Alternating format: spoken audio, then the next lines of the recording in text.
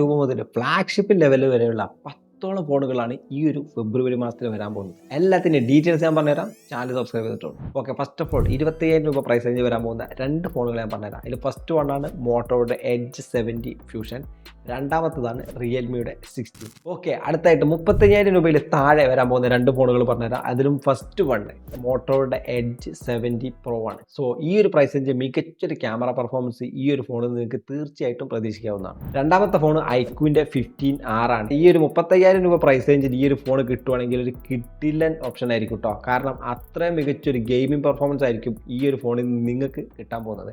കാരണം ഇതിൽ യൂസ് ചെയ്തിട്ടുള്ള ചിപ്സെറ്റ് സ്നാപ്ഡ്രാഗന്റെ 8 Gen 5 ആണ്. സോ അടുത്തായിട്ട് നമ്മൾ നേരെ പോകാൻ പോകുന്നത് 50,000 to 60,000 പ്രൈസ് റേഞ്ച് ആണ്. വേറെ ഒന്നും കൊണ്ടല്ല, പ്രൈസ് ഹൈക്കിന്റെ പ്രശ്നം കൊണ്ട് തന്നെയാണ്. സോ ഇവിടെ 3 ഫോണുകളാണ് വരാൻ പോകുന്നത്. അതിൽ ഫസ്റ്റ് വണ്ണാണ് OnePlusന്റെ 15T. ഇതിൽ യൂസ് ചെയ്തിട്ടുള്ള ചിപ്സെറ്റ് സ്നാപ്ഡ്രാഗന്റെ 8 Elite Gen 5 തന്നെയാണ്. സോ കോമ്പാക്ട് സൈസിൽ മികച്ച ഗെയിമിംഗ് പെർഫോമൻസ് കിട്ടുന്ന ഫോൺ നോക്കുന്നുണ്ടെങ്കിൽ നിങ്ങൾക്ക് ഈ ഒരു ഫോൺ ചൂസ് ചെയ്യാവുന്നതാണ്. ഇനി രണ്ടാമതായിട്ട് പറയാൻ പോകുന്നത് വിവോയുടെ V70 ആണ്. നല്ല മികച്ചൊരു ക്യാമറ പെർഫോമൻസ് ആയിരിക്കും ഈ ഒരു ഫോണിൽ നിന്ന് നിങ്ങൾക്ക് കിട്ടാൻ പോകുന്നത്. ഇത് മാത്രമല്ല, ഇവരുടെ തന്നെ മറ്റൊരു വേർഷൻ കൂടി ഇറങ്ങുന്നുണ്ട്, V70 Elite എന്ന് പറഞ്ഞിട്ട്. പിന്നെ ഈ രണ്ട് ഫോണുകളിലുള്ള പ്രധാന മാറ്റം എന്ന് പറഞ്ഞാൽ ഇതിന്റെ പ്രോസസ്സറിൽ മാത്രമാണ്.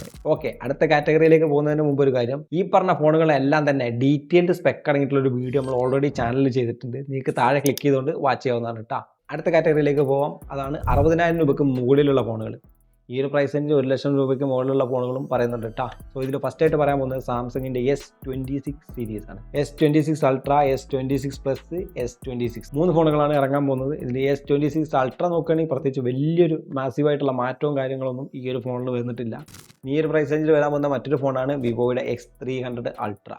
നിങ്ങൾക്ക് അറിയാവുന്ന പോലെ തന്നെ ക്യാമറ ക്വാളിറ്റിയിൽ ഇപ്പം വിവോ ആണ് മുന്നിട്ട് നിൽക്കുന്നതെന്ന് പറയേണ്ടി വരും. അതിൻ്റെ ഭാഗമായിട്ട് 200 മെഗാപിക്സലിൻ്റെ ക്യാമറയാണ് ഈ വിവോയുടെ X300 Ultra'യിൽ കൊടുക്കാൻ പോകുന്നത്. ഓക്കെ, അങ്ങനെ നമ്മൾ എക്സ്പെക്ട് ചെയ്യാത്ത മറ്റൊരു ഫോൺ കൂടി അൾട്രാ സീരീസിലേക്ക് വന്നിരിക്കുകയാണ് ഗൈസ്, ഐക്യൂവിൻ്റെ 15 Ultra എന്ന് പറഞ്ഞിട്ട് ഒരു ഫോൺ വരുന്നുണ്ട്. സ്നാപ്ഡ്രാഗന്റെ 8 Elite Gen 5 തന്നെയാണ് ഇതിലും യൂസ് ചെയ്തിട്ടുള്ള ചിപ്സെറ്റ്. സോ ഇത്രയും ഫോണുകളാണ് ഫെബ്രുവരി മാസത്തിൽ വരാൻ പോകുന്നത്. ഡീറ്റെയിൽഡ് വീഡിയോയുടെ ലിങ്ക് ഞാൻ താഴെ കൊടുത്തിട്ടുണ്ട്, നിങ്ങൾക്ക് ചെക്കൗട്ട് ചെയ്ത് നോക്കാവുന്നതാണ്. So this is me Vicky. By.